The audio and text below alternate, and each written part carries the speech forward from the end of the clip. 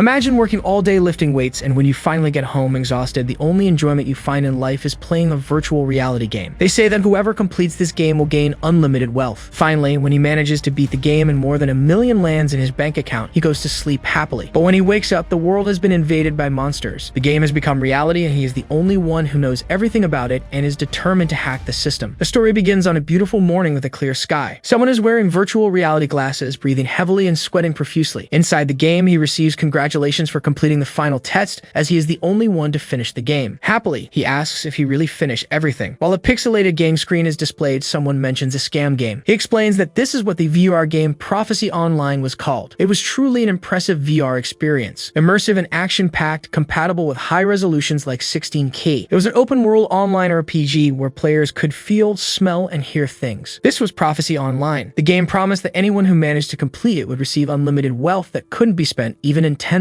years. At the time, no one believed in such a reward from the game. He admits that he was one of those people, simply enjoying the game while it asked for money and things like that. Endo says that all changed that day, remembering when someone told his team to take a break. He was at his workplace as usual, asking if they would be clearing debris in the afternoon. After failing to find jobs, he began working part-time as a construction worker, trapped in a routine of working hard under the sun and getting scolded by older colleagues. Suddenly, Endo receives a message on his phone from the Prophecy Online administration. Noticing it's a message from the game, he wonders if he hadn't turned off email notifications. In the message, they congratulate him for achieving first place in the beta test, saying the rewards would be deposited into his account. Smiling, Endo questions if they really still send out these scam emails, saying he'll check his account. He looks at his phone and saying it's impossible that they actually deposited anything in his bank. Surprisingly, they had deposited 1 million yen for him. A man approaches him, saying he'll need his help after the break. Concerned, the man comes closer, touching his shoulder, asking if he's feeling unwell. Endo simply starts running, laughing wildly, leaving his colleague on the ground asking where he's going. Running with high hopes, the player wonders if this is real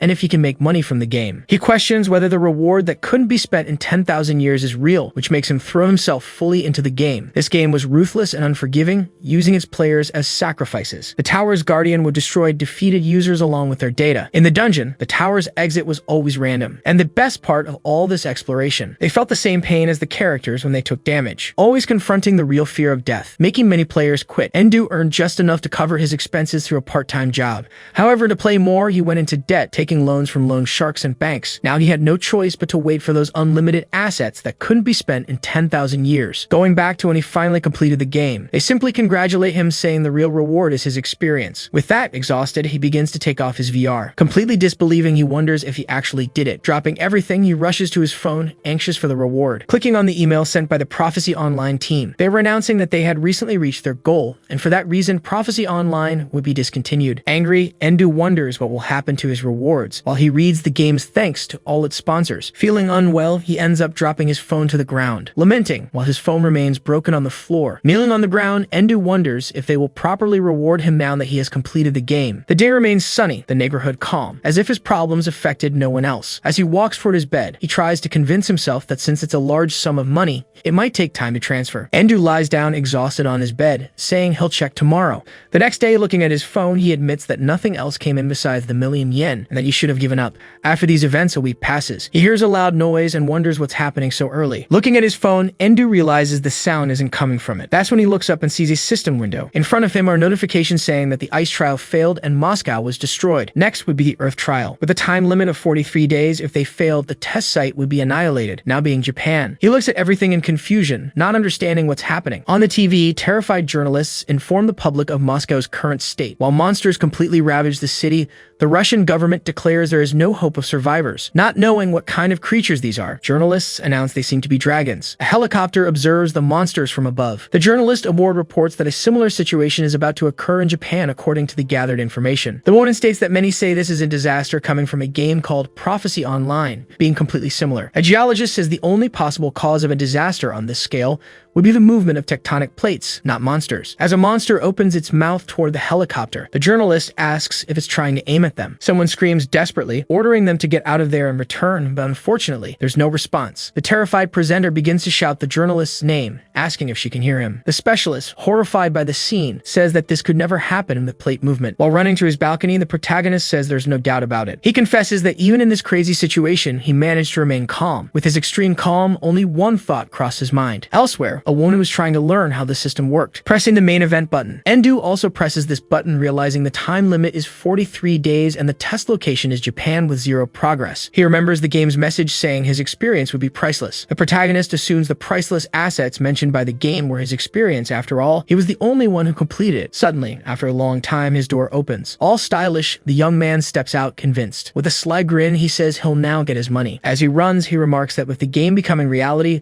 there will be intense competition for spots and experience points. Still running fast, he notices the nearest dungeon is just ahead of him. Endo hurries toward a large building. Many people are running and panicking, asking how they should escape since the buses and trains are out of service. Anxious and in a rush, he keeps running. Unexpectedly, someone angrily shouts at him to stop. The man steps in front of him, leaving the protagonist surprised. The man asks Endo if he's just going to ignore his reminders and leave. Looking at the man, he realizes it's one of the loan sharks chasing him. The loan shark says he was on his way to Endo's house and orders him to turn around. He throws a cigarette at Endo's face. A year ago, while the protagonist was inside a dungeon, an ad appeared. There was a company offering 200,000 yen interest-free to anyone who passed their selection, but they wanted 50% of all rewards. Endo thought it was a great offer, as he'd get the money interest-free and only pay back after completing the game. However, after spending the 200,000 yen, he was told he didn't pass the selection, so he'd need to pay 50% interest within 10 days. He remembers a time when a gun was pointed at him. From that point, Endo began taking loans from banks to pay off his debts. But when he tried to pay the debt, they brushed him off, hoping his interest would accumulate. Smiling, the man asks if the protagonist has the money to pay off the loan. Irritated, Endo looks at the loan shark, asking how he could pay if they wouldn't take his calls. The man questions if that's true, saying that people who don't want to pay always come up with excuses, calling him despicable. Still smiling, the loan shark says he's lucky to be there for other reasons. He asks if Endo hasn't been playing that game, Prophecy Online. The man mentions that the current state of the world is identical to the game's. Grabbing Endo by his shirt, he asks if he knows anything, and if he does, he better spill everything. The protagonist orders the man to get his filthy hands off him. Even angrier, the man asks Endo if he knows who he's talking to. The protagonist then tells Takuo he'll give him a useful piece of information. Activating his skill, Novice's Fist, making the loan shark step back. Takuo boosts his fist's power by 50% and starts punching the man. The strength of his blows is so intense that the loan shark is thrown against a traffic sign. Looking at the man lying on the ground, he says that from now on, he's in charge. Seeing Takuo unconscious and bleeding, Endo remarks that apparently the loan shark can't cure him. He just leaves Takuo there and continues running toward his goal. Watching from inside a car, a man in a black hood comments that maybe these are game abilities. With his face partially covered, he says he didn't expect to find such an experienced person so soon. Smiling, the man says that soon law and order will collapse, making things more interesting. The protagonist arrives at a place called the Goat's Sanctuary. Unexpectedly, something catches his attention. Noticing a car, he wonders if someone arrived before him. Endo begins descending into the deep, dark dungeon, still moving through the corridors, searching for something. Suddenly, he smells a strong scent of blood. Surprisingly, dozens of lizard men lie dead in front of him. The same hooded man and his group notice that apparently someone else has arrived. Looking at Endo, he asks if the protagonist is also a prophecy player. A bit annoyed, Endo asks if the group did all that. The hooded man says those were high-level monsters, and without him, the protagonist would be dead. Endo starts questioning whether the lizards are truly high-level, remembering that their level was the lowest of the low. Taking off his hood, he comments that it seems Endo has no friends, asking if he'd like to become one of his subordinates. He says the protagonist will have to hand over half of everything he earns, but in return, he'll protect him since he's very strong. Everyone behind him is charmed by his kindness. Endo apologizes, saying he prefers to go solo. Pointing ahead, he asks if they'd be able to get past the boss. They're shocked at the thought. Talking to his group, a hooded man asks if it's worth killing Endo after they finish off the boss. Making everyone nervous, the man says the fewer people know about the game's information, the better. He says that's his decision, and anyone who doesn't agree with him will face an accidental death. Suddenly, everyone feels a certain fear and becomes uneasy. The man informs his subordinates that the boss here is the Ember Goat, so he doesn't want the protagonist to be the last one to attack it. There were only 5 minutes left until the door opened. Some of them approach Endao, who is surprised. A girl, along with 2 men, moves toward him, a bit nervous. Smiling, he asks if they're going to try to stop him. A bit anxious, they begin to say he's right and that he should stay right there. He thinks of himself that he could easily throw them out, but this time he'll let them go. The door opens as the protagonist thinks it won't be too late, and he'll defeat the boss after most of them have been killed. After the remaining time for the door to open runs out, it finally opens. He simply takes a juice from his inventory and leans against the wall, waiting for his moment. Hearing the gates close, he looks into the boss room, wondering how far they'll manage to get. As they enter, the leader assumes it was convenient that Endo didn't go in with them. The girl mentions that maybe the protagonist understood their intentions to kill him, but the leader says he's not smart enough to notice that. In front of them is a large hall, completely empty except for a single light coming from a crack in the ceiling. Hitting the shield of one of his subordinates, he orders the guy to do his job. The guy says that with his shield, the boss won't be a problem, while addressing the leader as Sir Light. A candle emitting purple flames was burning in a wall sconce. Suddenly, a strong wind strikes them, leaving everyone confused. Surprisingly, a large fire tornado forms right in front of them. The leader, filled with extreme fear, starts questioning what kind of scenario this is. Interrupting his thoughts, a large paw emerges from the flames. That's when he realizes this is actually the Hellfire Goat. The monster was a mix between a goat, a wolf, a horse, and other animals. The goat lets out a loud scream, sending shockwaves and fire spreading in all directions. Many warriors scream as another devastating attack strikes them. Light himself, along with some of his subordinates, is thrown back against the entrance door. He curses, wondering how everything ended up like this, with the monster stopping right in front of him. A frightened girl asks what they should do now, and he angrily tells her to shut up and orders everyone to retreat. One of his subordinates shouts that the door is closed, and the leader says that's impossible, questioning what's going on. He starts yelling, ordering some of them to distract the creature, saying the shield should be able to block the monster's attacks. The man holding the shield tries to say something, but his leader ignores him, commanding him to do as he was told. The shield bearer positions himself in front of the creature, which raises its hammer. The man, completely overtaken by fear, holds the shield in front of him, but with no chance at all, he is crushed by the creature. His companions are utterly terrified and they start to flee. After the boss raises its hammer again, we can see the man lying lifeless on the ground. A strange creature picks up the man's shield with its fingers. Unexpectedly, it places it in its mouth. It begins chewing the shield as if it were nothing. They start saying that this is unbelievable since it was an epic level shield. Light concludes that everything is completely wrong after all. The monster they came to face is a low level one that everyone can handle. He says that this happened after the update. Before, it was a monster called the Hellfire Goat and no player could get past it. Trembling with fear, he reaches the conclusion that this world is based on the game's initial version. Light remembers that the protagonist is waiting outside and that maybe he can open the door. The leader begins banging on the door desperately, begging Endu to open it so they can split the reward. However, as expected, he receives no response. Annoyed, Light asks if the guy can hear him and orders him to open the door, but something passes very quickly and close to his body. When he looks back, Light sees the monster heading toward him, sweeping through all his subordinates until it reaches him. Once again, they are thrown far away, left completely injured. Looking at the monster, he says that with such ridiculous physical strength, soon they will all be annihilated. Opening the door, Endu asks if that was all he could manage after all that talk, saying that Light lacks the talent to be a leader. With a proud smile, our swindler looks at the monster. Even almost dead, the man still mentally curses him. He admits mentally that he'll use the protagonist to escape and starts calling his subordinates, ordering them to retreat. Endu makes the girl trip as he tells her it's not a good idea. With the girl fallen to the ground, she realizes the door is closing. The protagonist looks at the so-called leader. Light runs toward the door, mentally begging that at least he can get through. Suddenly, he starts screaming loudly as the door crushes his arm. The monster approaches the leader, calling him a noisy brat. As it prepares to deliver an attack, it says the boy is very irritating and that it will end his life right there. Light looks back, realizing the monster is coming toward him. Suddenly, a large amount of blood splatters across the room. Watching that terrifying scene, the girl and the man who had tried to stop the protagonist wonder what they're going to do against such a monster. Picking up the sword on the ground, Endu says that what they need to do is obvious. Raising the sword, he says that although Light was weak, he had a good sword, and that's enough for someone like him. The monster, once again preparing its hammer, asks if the protagonist is so eager to die. It strikes in with a powerful attack, sending fragments of stone flying in all directions. The protagonist appears on top of the monster, preparing to counterattack. Smiling, he asks the monster what it's talking about. In the blink of an eye, he manages to cut the monster in multiple places. The monster screams as its horns fall to the ground. Light's former subordinates look at the man, terrified by his level of strength. Calmly, Endu asks what they think. Once again, our swindler says that if they pay him 10 million yen, he might consider saving them. The frightened girl looks at him, not understanding if he's serious. Both the girl and her companion shout, asking if he's really demanding 10 million. He says that's correct and that he'll only charge 1 million per person. Annoyed, they begin to argue that no one would have that amount on hand and that he's just trying to take advantage of the situation. Endu says that if they don't have money, they should pay with their efforts, while asking if they really want to die so young. Then the hero states that they'll work for him, giving him 90% of everything they earn. The girl yells, telling him to stop treating them like fools, while her friend says even Light only charged 50%. As the monster rises behind them, Endu says that it seems there's nothing else to do. The monster stands up, even angrier, asking who dared to cut off its precious horns. It launches a massive fireball, yelling that they should die 1,000 times over. The girl casts a spell trying to shield herself. The protagonist jumps through the flames. Both are thrown far back by the force of the impact. Endu gently lands in front of them. With a smile, he says that apparently they managed to escape, but he wonders how long their luck will hold. With that, they both give up and agree to work for him, but they beg him to save them. He starts smiling, pleased with the outcome. He says it looks like they've struck a deal, while glancing at the monster and saying it's been a long time since he last defeated it.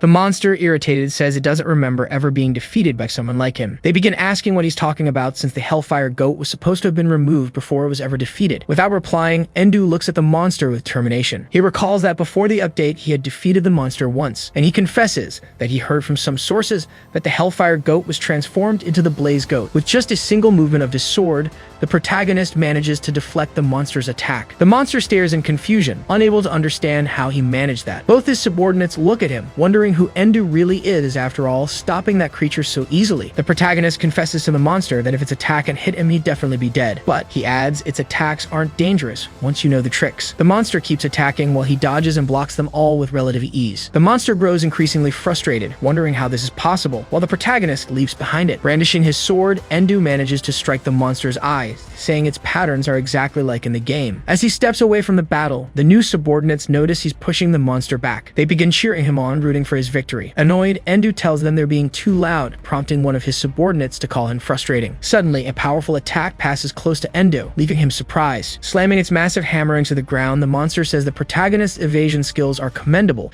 but it all ends here. With his back against the wall, the player realizes he's cornered. He asks the infernal goat if this was his plan all along, to trap him. Ignoring his question, the monster asks if he has any last words. With a smile, the protagonist simply tells the monster to drop dead. After all, it can't even land a hit on him. Even more enraged, the monster says it will fulfill his wish as it summons flames around itself. It opens its mouth, concentrating a huge core of fire in the center. The subordinates begin to wonder what these black flames are. Endo explains that this is the flame that burns everything, capable of killing even a level 99 player instantly. It's an attack that incinerates the entire ground, leaving no escape route. This is the goat's ultimate move, its last hope. With a purple gleam in his eyes and a grin, he says it's no big deal. Endu says he's been waiting for this moment, activating his novice kick skill on the ground, adding just 50% of his strength, creating a bright flash at the spot where he stood. Skillfully, he jumps for the monster, saying that even though it's a powerful attack, it leaves the user completely defenseless. And besides, he adds, its mouth has nowhere near the strength of the rest of his body. Positioning himself on the ceiling to gain momentum, he says, in other words, this level 1 strength is enough to keep it closed, stabbing the monster's mouth from above downwards. The monster falls to the ground, desperately trying to open its mouth as the flames burn it from within. Endu is exhausted from the battle, explaining that once this ability is activated, it can no longer be contained. With that, there's nothing left for the monster to do but feel the flames burning through its entire body. He jumps back, creating some distance as he asks if the monster can withstand its own flames. A little further away, they watch as the monster is charred by its own attack. Looking at the monster, he bids it farewell. When the Hellfire Goat finally opens its mouth, it only manages to scream. After a while, the monster was completely charred. The system notifies that the unique boss, the Hellfire Goat, has been defeated, while the girl and the guy can hardly believe they're still alive. Looking at the protagonist, they notice he killed the boss without even a scratch. The system congratulates him, announcing that Endu was the first to defeat a unique boss. He's awarded the title of the First Slayer. This leaves him a bit confused, as he doesn't remember anything like this in the game. This title grants him an additional 50% damage when fighting a boss. Additionally, as an extra reward, he can choose his secondary occupation. The system asks if he wants to select his secondary occupation now, and he replies that he does. The system also explains that once his secondary occupation is chosen, it can no longer be changed. With determination, he chooses the occupation of Soulsmith. Endu extends his arm, resolute in his choice. Suddenly, a bright light surrounds his body. With a smile, he says that it looks like he's about to make a lot of money. Collecting the boss's drops, he finds a dagger and a key. The girl informs him that it's the key to the underground sewer. It's a great place to level up quickly and earn money. The man accompanying her says their main objective initially was the ultra-rare drop the boss had. Endo starts spinning the key on his finger. He explains that this item isn't that rare. In fact, the drop rate is 100% with the Hellfire Goat. They're horrified at how casually he treats an item that's so hard to acquire. Looking at the dagger, he assumes it was pure luck to have obtained it. Endu walks over to the rubble. As he points the blade, yellow and blue sparks begin to emerge from it. With just a downward flick of his hand, he slices one of the pieces of rubble in half. Both his subordinates stare in shock, asking what's up with that dagger. While remarking that it's still not good enough, he starts using his secondary occupation ability,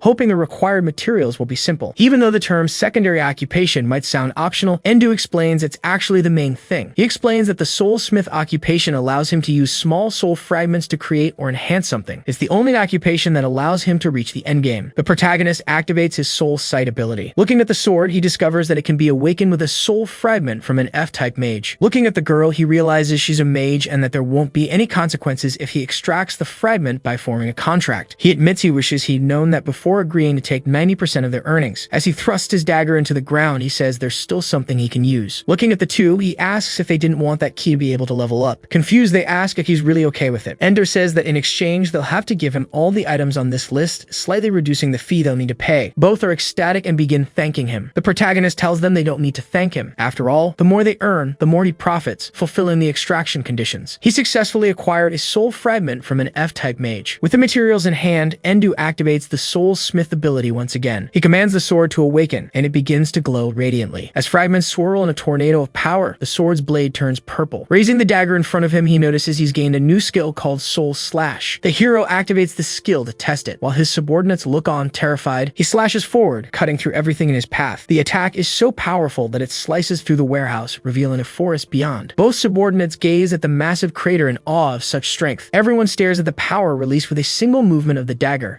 They collapse to the ground, wondering if a human could possess such power. Looking at the dagger, he comments that this seems to be its limit. As he looks at the girl, Endu says that he has a weapon and a minimal amount of skills, but should be ready for the next step. The protagonist simply stops in front of the girl, scaring her. Quickly, Ruby covers her face, thinking he's going to kill her. To her surprise, Endu simply walks past her, leaving her confused as to what's happening. He crouches in front of the bodies of his subordinates' former companions and begins to pray. Ruby watches him, captivated, wondering if Endu is mourning the dead players. However, in reality, the protagonist just wanted the wallets of the extras. The little thief starts grinning, saying they had quite a bit of money on them. Both conclude that he's more dangerous than the Hellfire Goat. Somewhere, numerous black feathers fall from the sky. Around the shrine, several crows are flying as someone stands before the gate. It was Endo, observing the place. He calmly approaches a well. As he descends the stairs, the protagonist mentions that beneath this well, there's a large number of monsters. Usually, they'd only be challenged by a group of 3 or more people, but Endo says that this doesn't apply to him after all. He has the goat dagger. Upon reaching the bottom of the stairs, he looks around. Suddenly, he hears the sound of a coin flying toward him. He quickly slices it in half, avoiding contact. Positioning himself for battle, the player raises his dagger in front. Noticing something, he glares ahead, irritated. Unexpectedly, 3 men appear, asking if there's a new visitor. The man with a bloodthirsty look tells the protagonist that this place belongs to them. Pointing his blade at the men, he questions who decided that. The man says that whoever arrives first wins, asking if that isn't the game's rule. One of the men says they'd let him use the area if he pays a fee. Realizing these men are like him, Endu asks what the price would be. The man says he'll charge him 50,000 yen per hour, since even so, the protagonist would still be making a profit.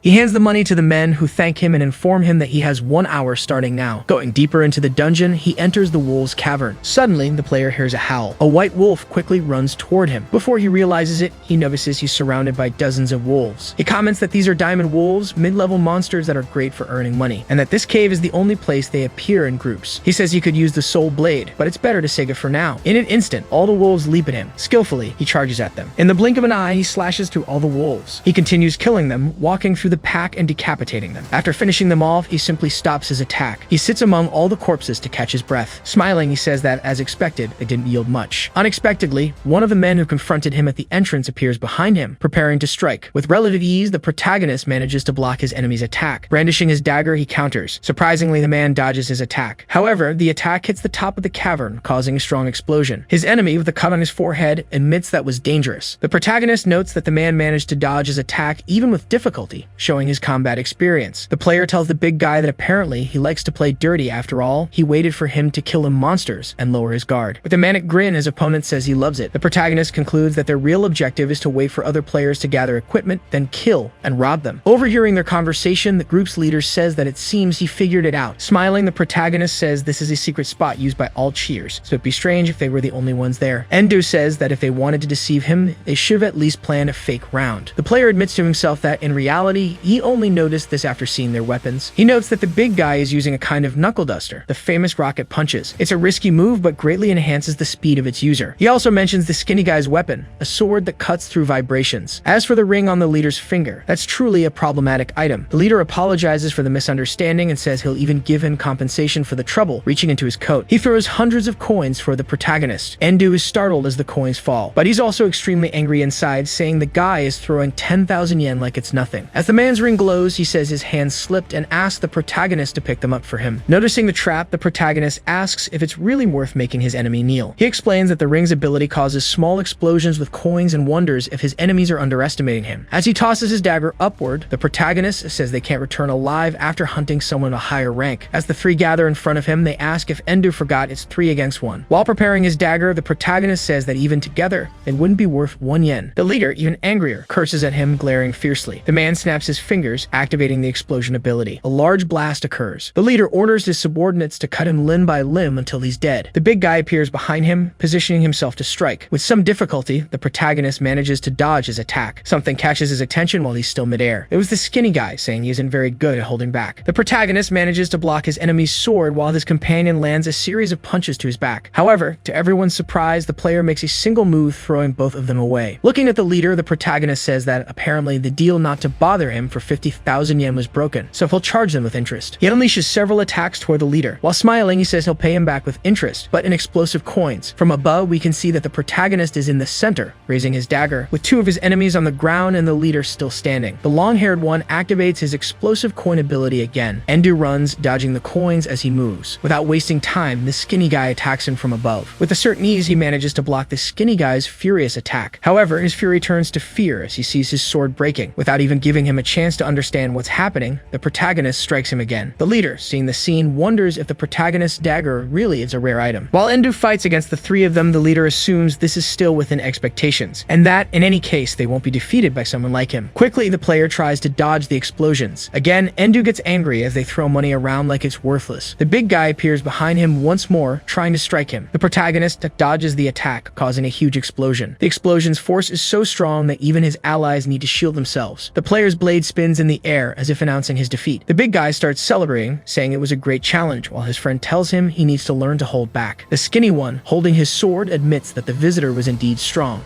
The long-haired one crouches to pick up the dagger, saying that no matter how good a weapon is, if its user isn't alive, it's worthless. Suddenly, Endu activates his soul restriction ability, chaining both the skinny guy and the big guy, leaving only the leader, who is terrified. Both warriors start screaming in pain as the chains tighten around them. The concerned leader starts calling out their names. Emerging from the mist, the player explains that he used his soulsmith ability to cause unparalleled pain. The enraged leader charges at the protagonist, wielding the goat dagger. Before he can even get into position, the protagonist grabs him. Looking at him, Endu calls him slow. Furious, the man says he won't lose no matter what. He jumps back, unbuttoning his coat, sending numerous coins flying. Confidently, the leader commands him to be amazed. But now even angrier, the protagonist reactivates his soul restriction ability. In the blink of an eye, his opponent is completely chained. He tries to scream as some of the chains tighten around his neck. The long-haired man doesn't understand why his ability won't activate, and Endu explains that with a significant level difference, he can nullify the enemy's power. Still bound, he asks what level difference he's talking about since he's already level 7. As he tightens the chains further, the player tells him he's done well for a beginner. Looking at them, Endu tries to figure out the conditions required to obtain their soul fragments. The big guy's condition was to satisfy his hunger, the skinny guy's was to introduce him to his older sister, and the leader's was to genuinely fear him. With a menacing look, the protagonist says that the leader's condition is one he can fulfill right now. As he strangles the leader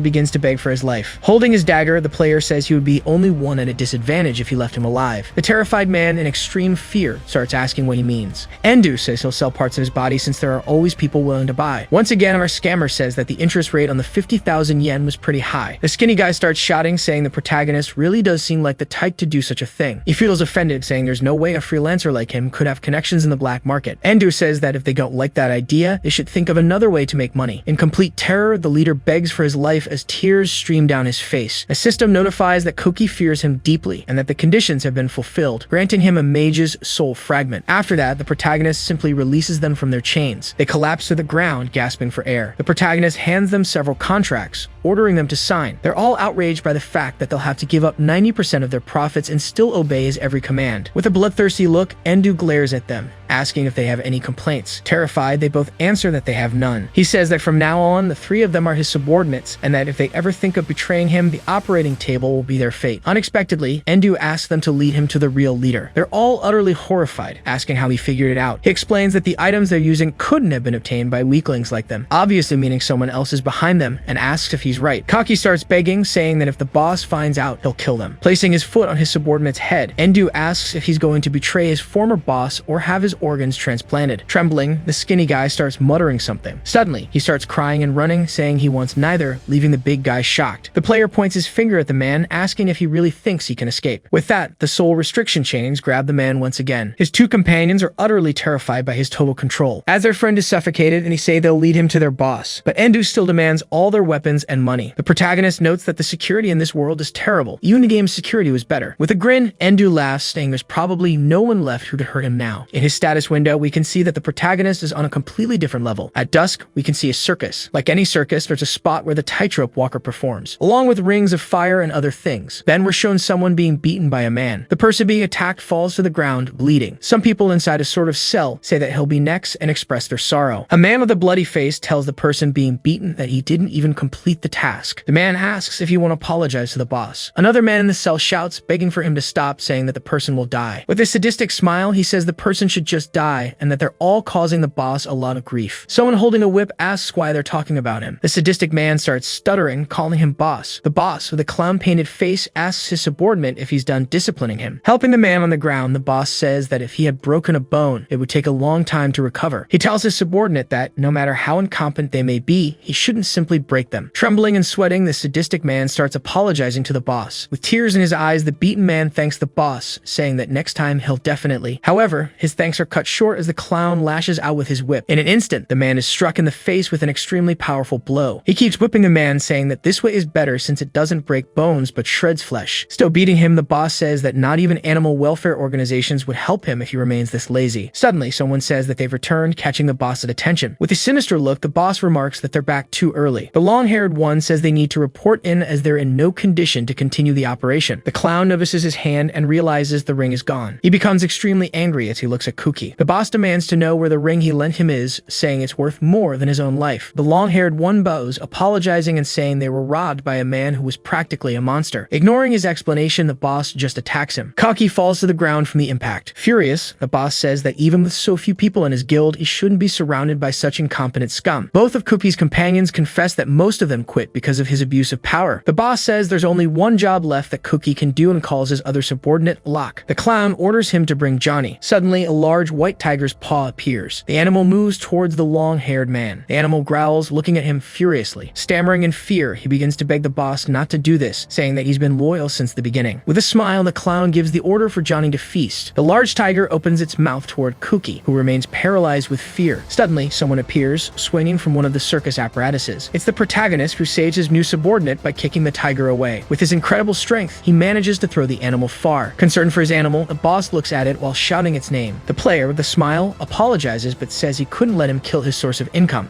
The boss rushes over to his animal, asking if it's okay and saying it must have been very frightened. Desperate, Kuki asks why Endu took so long to show up, but the swindler only complains that there wasn't much to loot. Not surprisingly, the boss attacks him from behind with his whip. However, to his surprise, the protagonist cuts his whip even with his back turned. In the blink of an eye, the boss is left without his whip, which falls to the ground in pieces. Now a bit nervous and afraid, the clown asks who he is. As his blade glows purple, Endu says he's the new boss of those guys. Locke, outraged, begins to ask where their gratitude for the boss is. The men ask why they should be grateful, and they only obeyed him out of fear. But now the protagonist is scarier than he is. Staring him down, the protagonist asks if he hurt him. Pointing to the other men who were caged, Endu says that if they sign a contract, he'll protect them from this weakling. The man who was just assaulted asks if he'll take them out of this hell. With a malicious smile, the protagonist says he promises. The player announces to everyone that he'll only take 50% of everything they earn. This makes his other subordinates angry as he charged them 90%. Annoyed, he says it's because they tried to kill him. Trembling with rage, the clown asks if, besides hurting his animal, he also wants to steal his subordinates. His eyes glow purple as he vows to kill all 4 of them. Endu says they're in Japan and asks since when such barbaric behavior has been tolerated. Taking out an ID from his inventory, the clown says it's because he has this. It's a guildmaster ID and a certificate from the Ministry of Internal Affairs and Communications. The protagonist is surprised to learn that he's a guild master. He explains that the Japanese government grants guild leaders the authority to act above the law and conquer dungeons. Andre says that not even the police can lay a hand on him in Japan. Those with power face no consequences. With a grin, Endu asks if that means becoming a guild master would allow him to conduct shady business without consequences. The clown calls the protagonist a foolish man as he grabs a gun and explains that to become a guild master, he has to be at least rank B. Pointing his gun at the protagonist, the guild master says he'll die so he doesn't need to know anything else. The man starts shooting, saying he'll turn him into a sieve. Endu merely stares as the bullets fly toward him. The protagonist uses his ability called Soul Barrier. It's a barrier raised from level 25 using type E magical soul fragments. While continuing to shoot, the clown curses and praises him at the same time, calling Endu clever.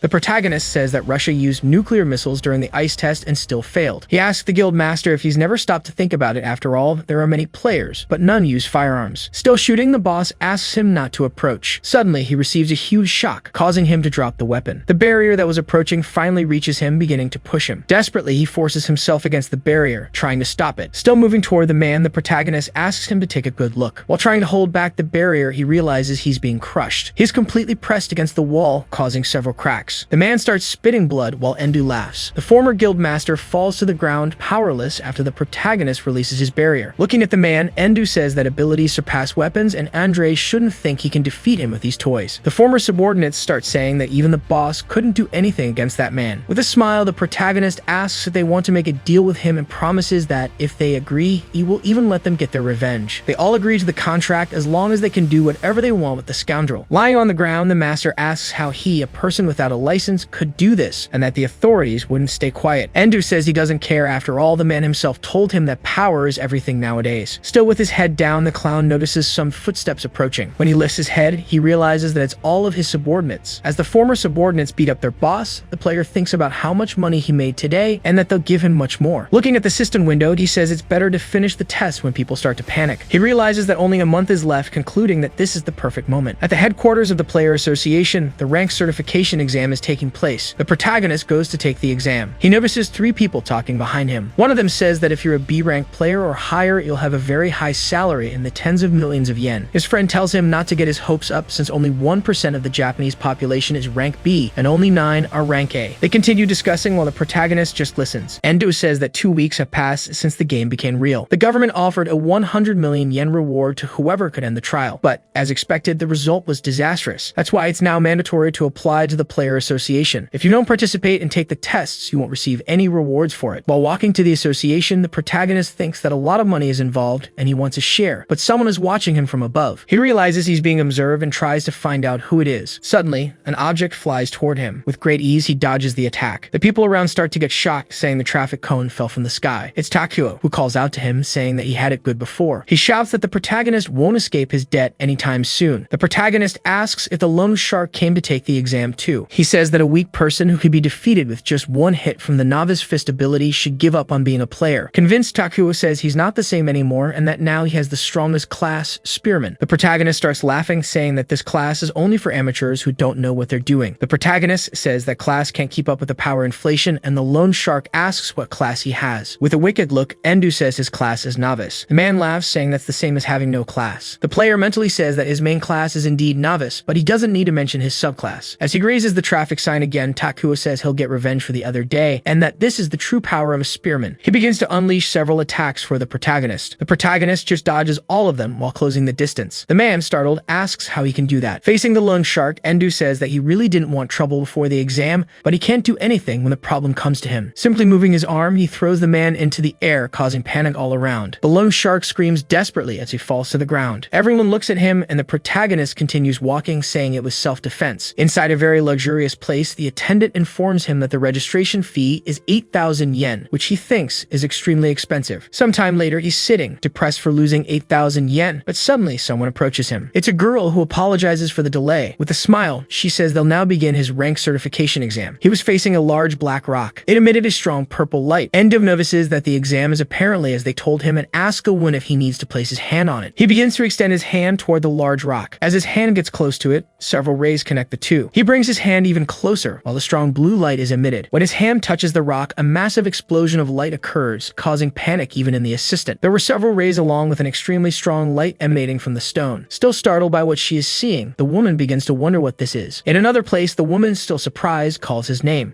She says the result is in, and he is equivalent to rank A. Endo receives a document with his classification. A bit nervously, she says he probably knows this, but players can change classes. She begins to explain that he could be a master swordsman, a master mage, or an archbishop. He declines and says that even though he wants to, his class isn't available yet. Confused, the woman asks what class that would be, but the protagonist replies that he doesn't intend to share it. She informs him that to change classes, he will need a special item, and asks if he would like help from the association. Endu just coldly refuses. He asks if that's all she has to say. The woman, a bit nervous, asks if that wouldn't be problematic for him. The player questions her as to why she's asking that. She explains that he has more power than any rank A they've seen, but since he doesn't have a class, he will be downgraded to rank E. The woman informs him that rank E has many restrictions, like not being able to create his own guild, which would be a disadvantage for him. Endo says that the government loves to create useless rules, while mentally he thinks that all he needs to do is turn a subordinate into rank B. He remembers that only one class can clear this game, and he has no intention of changing until then. The protagonist asks if even rank E can receive the 100 million reward for clearing the test. She says yes. The woman says she understands and that his registration will have to be issued as rank E. A little later, he was walking down the street while some people were holding up posters. They were guild members trying to recruit people who had just finished the test. The protagonist, with a smile, notices that people are really putting a lot of effort into this. Two girls say they are looking for rank D players and ask if he wants to join their guild. Endu informs them that he is rank E. The girls begin to lament for him, saying they understand. The protagonist notices that rank E players are being treated like pests, but he convinces himself that he doesn't care about any of this. Suddenly, his attention is caught by a man in a suit walking through the crowd. The man had an orange aura surrounding his body. His eyes also glowed orange as he stared intently at Endu. As he approaches, the man says it's a pleasure to meet him and asks if his name is Endu Ri. Suddenly, he hands Endu a card, saying that these are his details. It was a card for a guild called Genesis Wings. People were discussing if that was really the strongest guild, Genesis Wings, and if he was the Stinker. The protagonist asks what Stinker means, and the man awkwardly explains that it was his nickname in the game. The player realizes that he is famous and wonders if he should make friends with him. After all, he could make money. He asks Shinji what he wants from him, but their conversation is interrupted by the loan shark, who asks if the Stinker was looking for him. Takeo approaches, saying that even though he's a rank B player, he won't be influenced by bad decisions. The protagonist wonders if this weak guy is really rank B and guesses that he may have threatened the examiner. Shinji asks who he is, and the loan shark, angry, calls in a little girl. Takeo gets enraged and grabs the man by his tie, threatening him, saying he's strong. However, with a single movement, the man easily twists his arm. He places the loan shark on his knees while complaining of pain. A bit more seriously, Feeder says that with each passing minute, they are getting closer to destruction, so he doesn't have time to waste on him. Takeo storms off angrily, saying Shinji shouldn't cry and try to recruit him later.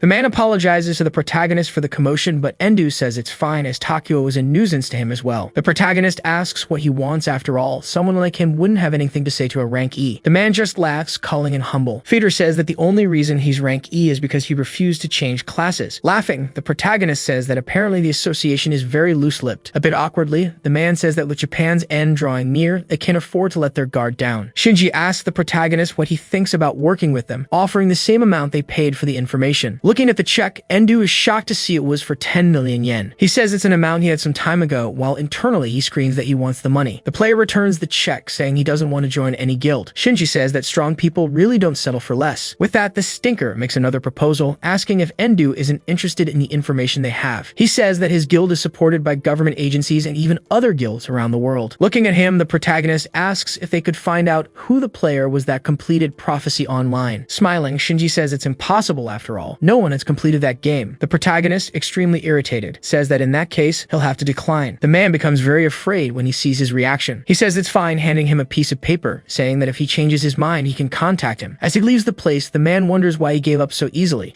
He questions whether he was worried about tarnishing his guild's reputation by insisting too much, but he concludes it wasn't that. Shinji confesses that he was terrified, as if every part of his body was telling him not to get into trouble with such a monster. Causing the Stinker to nearly soil his pants, the protagonist pats him on the shoulder. Endu hands him a paper, leaving the man even more confused. He says that if he needs help, he can call him, and depending on the amount, he might accept. Taking the paper, still very nervous, the man thanks him for his kindness. Still disoriented, Shinji wonders who he really is. Later, at the headquarters of the Genesis Wings Guild, someone was walking hurriedly down the hallway. On the top floor, Feeder enters the guild master's office. He formally announces his return to the master. Suddenly, the master turns around, revealing herself to be a woman. She asks how it was to meet the newbie deemed the strongest by the association. Still a little nervous, Shinji says that he is genuinely a monster. Still trembling, he admits that the protagonist was the only player who made him feel fear through a conversation. With a terrifying look, the guild master asks who is stronger between her and Endu. He stammers, hesitating to answer. She says she'll take his silence as an answer while looking at the protagonist's file. Still very nervous, Shinji says he's sorry. Tsukino says he doesn't need to apologize, as his job is to relay all the information without hiding anything. The guild master says that among the 10 transcendent players, she is certainly the lowest ranked, and that it's not surprising that there are people stronger than her. She explains that the 10 transcendent players are the best from the beta test of Prophecy Online, those who received a cash prize. Tsukino also informs that in a world where a game has become a reality, the appearance of someone powerful disrupts the hierarchy of power. She notes that since Shinji returned alone, it means the negotiation failed.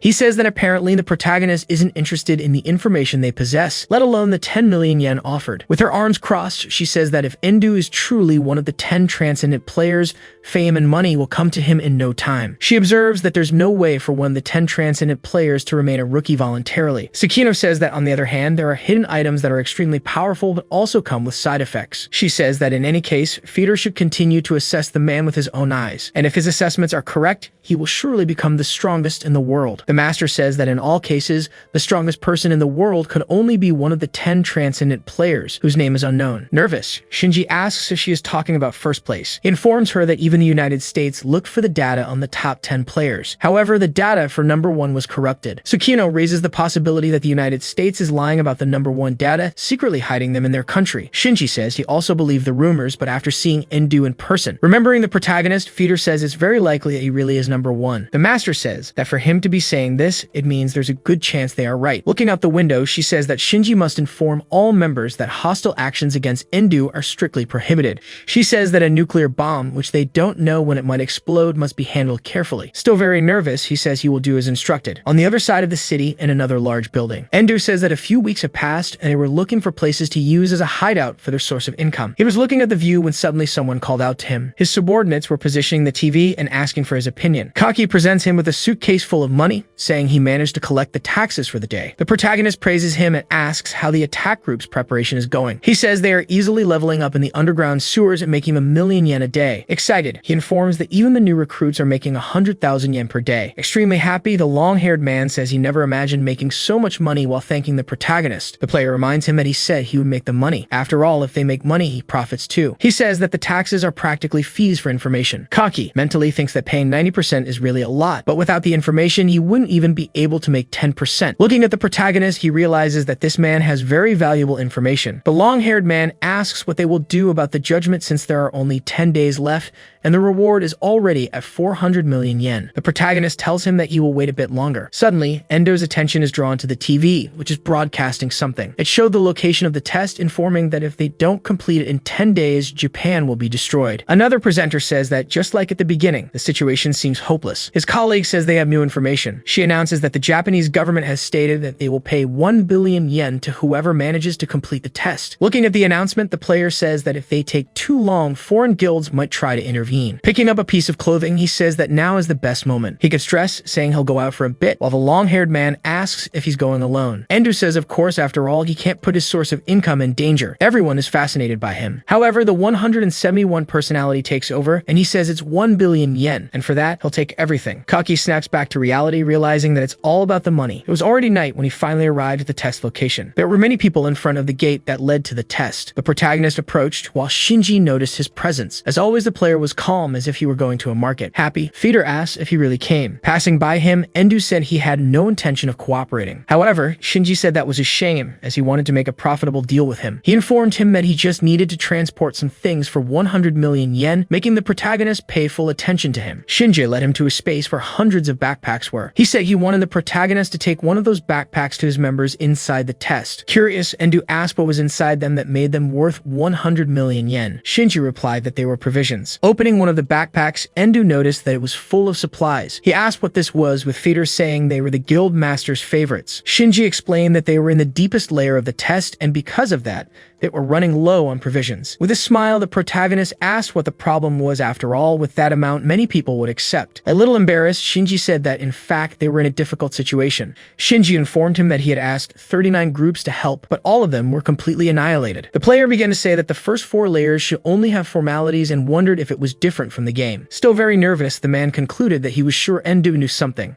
Shinji said that as far as they knew, they were the same as the game, but most people couldn't reach the 5th layer. Everyone who made it to the 5th layer was waiting for supplies. He also said that the only people who could call the 4th layer of formality were Endu and his guild master. While picking up the backpack, the protagonist asked if they were really that short on manpower, but either way, he was making money. Looking at Feeder, he asked if he would get a reward if he delivered it quickly. While grabbing his phone, he said he would talk to his superiors. Watching the man talk on his phone, Endu wondered how much money he could make with them. He informed the player that if he delivered it within a day, they would add 50 million more. Suddenly, Shinji heard a noise. It was the protagonist turning quickly while saying that he would be there in an hour. Inside the test, on the 3rd layer, some people were facing a giant insect. The man was trying to withstand the monster's attacks while being pressed to the ground. Still holding onto the creature, he told the woman to run, even if it was alone. She called out to him, pleading for him to come with her. Her husband smiled, looked back, thanked her for everything, and asked her to go. She screamed his name, stretching her arm, trying to reach him. Unexpectedly, the protagonist sliced through the insect, saying that they were in his way. The man fell to the ground in shock as the large monster's pieces crumbled around him. Still in shock, he couldn't understand how he was still alive, while his wife thanked Endu for saving them. But in the blink of an eye, the player was already far away, leaving the two behind, not understanding what had just happened. As the protagonist ran through the cave at an absurd speed, they continued to wonder if he was already gone. He finally reached the 5th layer, stopping his sprint. Endu realized it hadn't even taken an hour and concluded that these 150 million yen would definitely be profitable, but Suddenly, he became confused upon noticing something. It was a man asking if he was Endu. Placing the backpack on the ground, the protagonist asked if the man was from the Genesis Wings, to which he confirmed. He said he brought the provisions that Shinji asked him to deliver. The man informed him that the payment had been deposited into his account as soon as he left,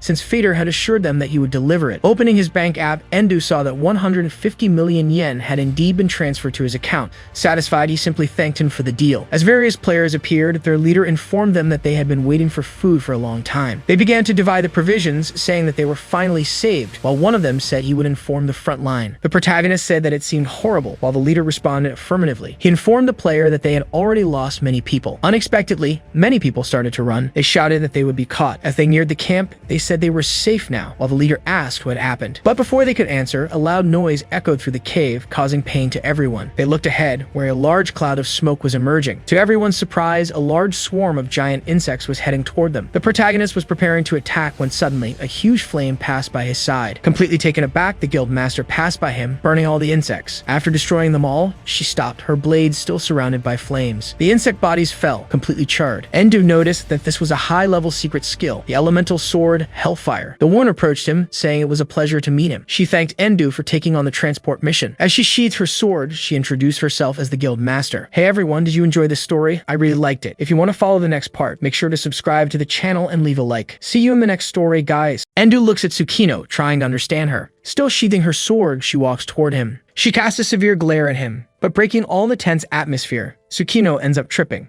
She apologizes, saying she hasn't eaten for 2 days. While the other members argue over food, the protagonist remarks that it seems they really are having trouble with supplies. At another moment, both of them are heading toward the tents. Seated at a table, Endu asks the guild master if she's the strongest there, to which she affirms. Still with her mouth full of food, Tsukino says that even though she is the weakest among the top 10, she is still part of the Transcendence. Not quite understanding, he asks who would name themselves something so ridiculous. Embarrassed, the guild master says she didn't name herself, and that all the top 10 players in the game are called that. Confused, the protagonist asks who measure her power. Tsukino explains that the names of the top 10 were revealed after an investigation conducted by US intelligence, except for one, the one at the top of the list, number 1. She explains that they received a reward from the organization and questions whether Enda received anything. Curious, he asks how much she got. Tsukino explains that it can vary depending on the country where you live and that since she's in Japan, she received 1 million. He recalls that this amount is what left him in that state. The protagonist concludes it would be better to hide the fact that he is number 1 as it might jeopardize his plans. He questions whether this amount isn't too small compared to what you earn after clearing a dungeon. Tsukino admits it does seem small, but thanks to the game, she acquired much more valuable knowledge. But even with this knowledge, she wasn't able to defeat the challenge boss. The protagonist asks if not even someone in the top 10 was enough, and she replies that in the end, they are still human. The woman says that if she had her levels and equipment from the game, she could do it, but in her current state, it would be practically impossible. He places his hand on the table as he stands up. Endu says he has completed his mission, and that if she wants more of his services, she can hire him with a good reward. The protagonist begins to leave, deciding that he must defeat the boss as quickly as possible and secure his 1 billion. Suddenly, Tsukino gets up, desperately shouting for him to wait. She asks if Endu could help them defeat the boss. Her subordinates oppose the idea, saying they don't want a guy like him with them in the battle. Irritated, the guild master asks if she didn't prohibit any kind of insult toward Endu. Tsukino says she understands them, but, in any case, she doesn't intend to lose more of her friends while remembering them being killed by a giant spider. She also recalls when she attacked the spider with extreme abundance and still couldn't inflict any damage. Her companions scream, saying they couldn't hold on any longer. She orders them to take the wounded and leave the area. One of the soldiers opposes her decision, saying that if they flee, the others will have sacrificed themselves in vain, but she insists that she wants to avoid more deaths. Another guild member steps forward, asking Tsukino to leave it to him and get out of there. But before anything can happen, the man is sliced in half. The guild master is horrified by what she sees. The man's body falls in front of her. She becomes extremely enraged by the sight. With her head lowered, Tsukino admits that if there is even a chance Endu can defeat the boss, she wants to bet on it.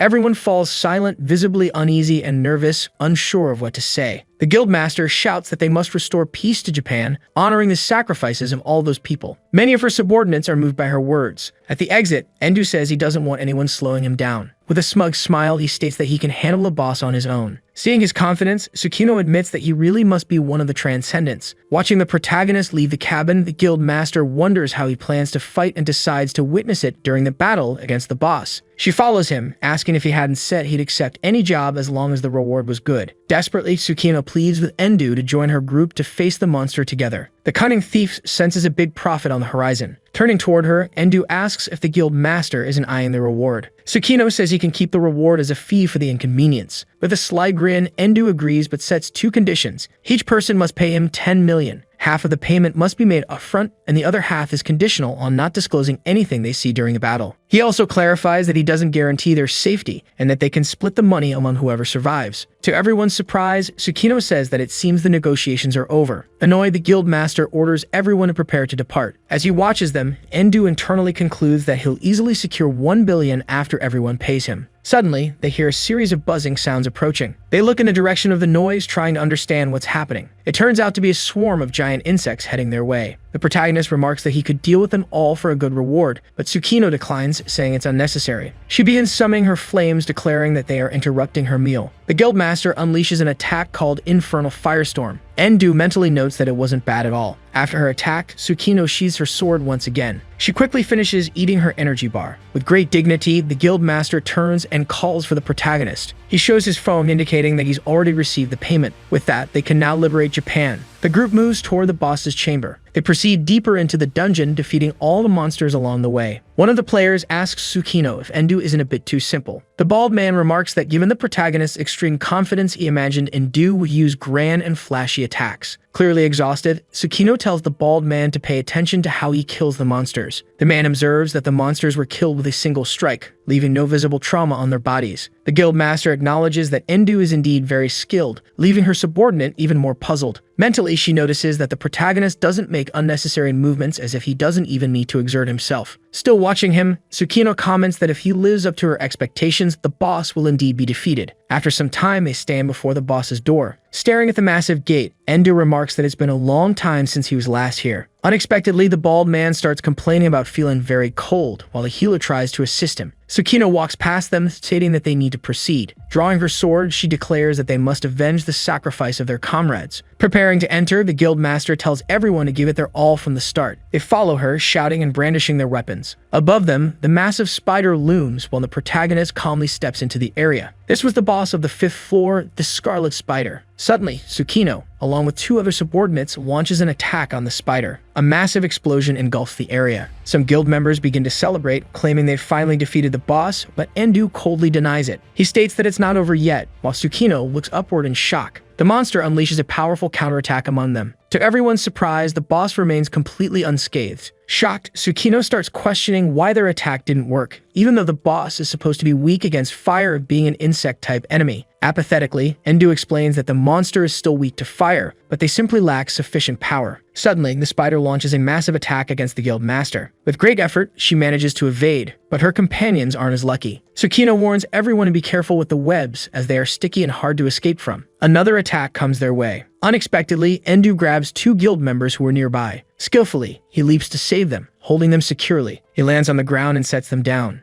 Still on the ground, one of the men apologizes to the protagonist. Looking at him, Endu says there's no need to thank him, as he'll lose 10 million if one of them dies. He coldly adds that if he has to save him again, he'll charge an extra 1 million. Watching the fight, Endu internally concludes that it would be beneficial to let the battle drag on so he can save them more and earn additional money. But he decides that behaving this way might hinder future negotiations. After this thought, he activates his soul eyes. He realizes that to acquire his soul fragment, he needs to deliver the biggest surprise of Tsukino's life. Endu prepares to attack, deciding to make it as flashy as possible. In an instant, he is already above the monster. The protagonist grabs his dagger, invoking a powerful attack. He strikes, severing one of the monster's legs. The giant spider tries to attack him again. A massive impact shakes the area, cracking the entire floor. Due to the force of the blow, all the guild members, along with their master, shield themselves with their arms. Looking at the large craters, Tsukino is stunned and begins to lose hope, realizing that even Endu couldn't manage it. But surprisingly, the protagonist is holding the monster's leg in his hand. He is using a skill called Soul Strength. Everyone is utterly shocked by his feat. With that, he begins spinning the monster like a Beyblade. He hurls the massive spider to the side.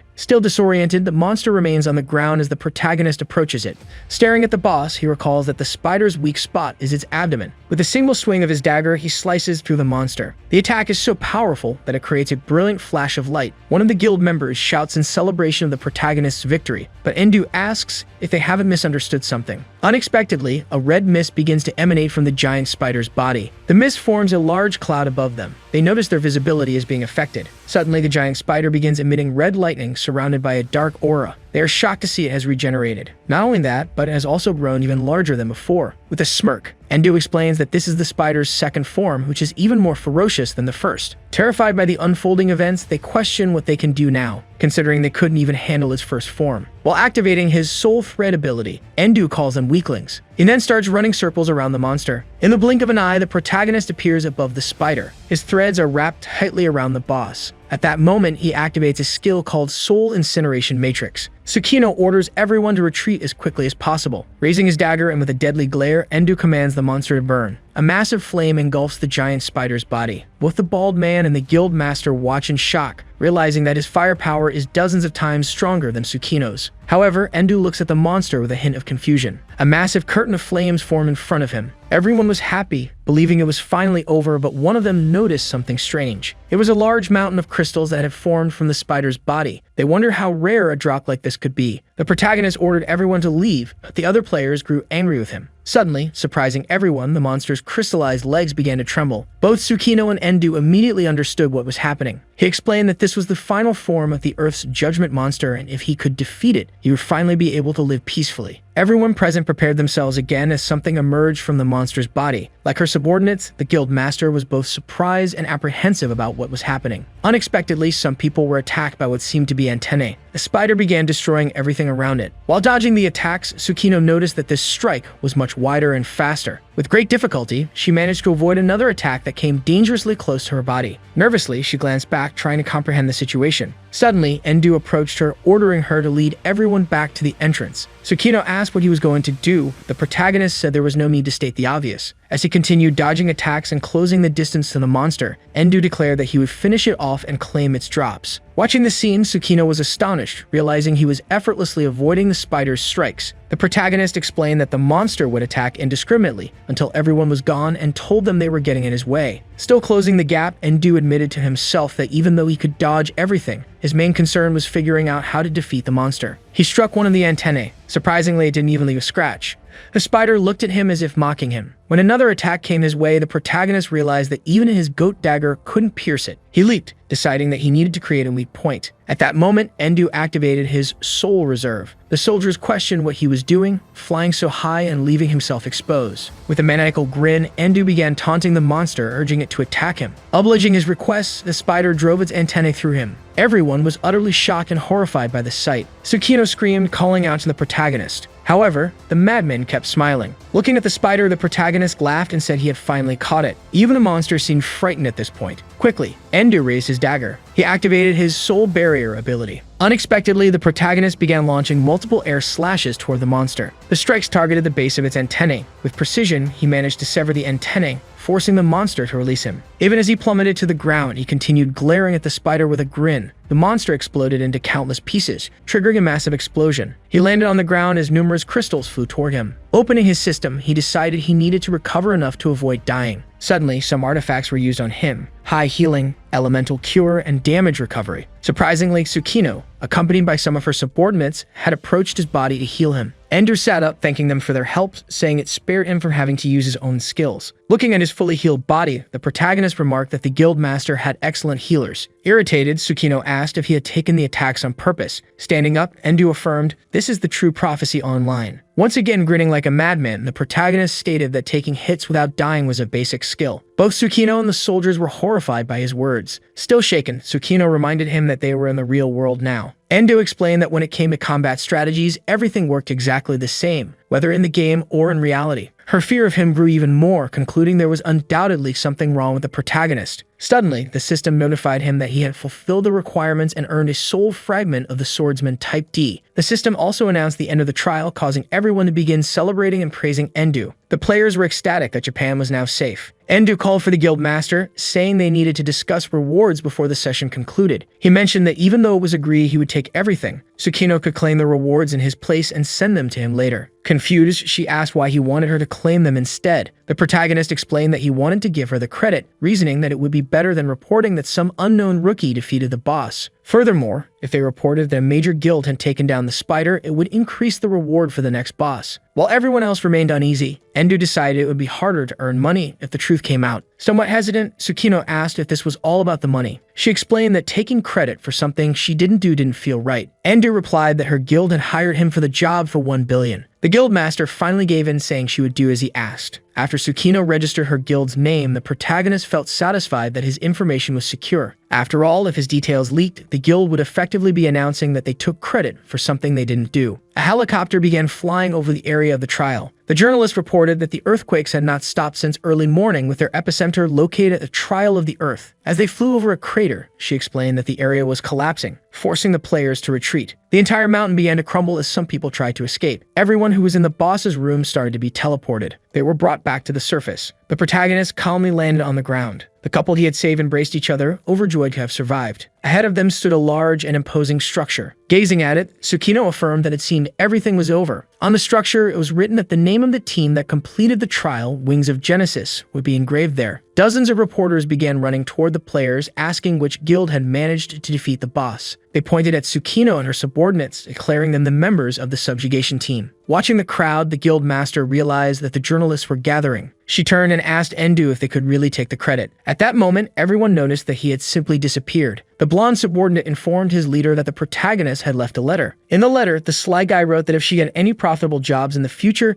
she could feel free to call on him. The reporters swarmed Tsukino, bombarding her with countless questions while her team tried to block them. The guildmaster reassured the blonde man, saying it was all right. Suddenly, she began preparing to make a speech. With a smile, she announced to the Japanese people something she felt proud to say. With her chest puffed out, she declared that Wings of Genesis had conquered the dungeon. Still seeking more information, the journalists waited eagerly for further details in her speech. Koki and the thin subordinate had gone to look for Endu. He remained clearly satisfied while Tsukino expressed her gratitude to everyone who had participated. All the guild members, including the guild master herself, bowed before the cameras to thank everyone. Even the reporters found this gesture admirable and dubbed them the strongest guild. She raised her head again, smiling. Returning to his hideout, Endu noticed that Tsukino had performed exceptionally well. He mentally acknowledged that he could profit greatly if he were famous, but he would always be pursued by the media. With a sinister look, the protagonist decided he needed to craft a public persona. He told his subordinates he was hungry and ordered them to stop somewhere. News about the end of the trial of the Earth spread quickly. A group of people gathered at a table, watching TV as it reported that Japan was the second country to surpass a trial. The audience watched the broadcast with a certain hostility. In the building where the protagonist's office was located, someone weighed feelings against money. Sitting at his desk, Endu noticed he had received the 1 billion payment. Some of his subordinates debated what the protagonist had said, but quickly gave up, knowing they wouldn't see any of that money. They were crafting some sort of coins, complaining about not even knowing why. One of them asked the reason they were doing this, but another told him to shut up and keep working. After all, the words of scribe Endu were absolute. Suddenly, the protagonist asked if Rumi's guild had been registered. The girl confirmed that it had, and they were already approved. Feeling a bit awkward, Rudy questioned if it was really okay for her to become the leader of the Golden Farm Guild. He explained that only rank B or higher individuals could become guild masters. Smiling, Endu pointed out that someone like him ranked at E couldn't open a guild. The protagonist recalled that after analyzing everyone's stats, he realized his farmers had all reached rank B or higher. Even so, some excelled further than others. He noted that while Rumi might be the least suited to lead, her ability to get along with everyone made her ideal for filling out the guild. Unexpectedly, the long-haired subordinate approached Endu, saying they were already trending online. Ruby and the entire guild were being dubbed a high-ranking guild since all its members were rank B or above. Seeing this, Endu concluded that becoming the scribe had been the best decision. Kaki asked why the protagonist wanted a guild when his strength alone could already make him a fortune. He explained that one of his goals was to pass the trials. Endu further clarified that some trials affected entire countries, others continents, states, or cities, and so on. Only guilds recognized by national governments could accept such missions. Rumi approached him with a tablet, presenting a list of easy challenges with high rewards. He dismissed the list and said they would take on the test described on a particular document. Ruby noticed the reward was 5 million and asked if there weren't better paying requests of similar difficulty. Koki approached the thin subordinate, questioning if the protagonist had lost his mind for taking on such a task. But Ruby pointed out that if the mission had caught Endo's attention, there was probably more to it than they realized. With a frightening gaze, he confirmed this and ordered her not to mess up his requests. Terrified, the girl said she understood. Hey everyone, did you enjoy this story? I really liked it. If you want to follow the next part, make sure to subscribe to the channel and leave a like. See you in the next story, guys.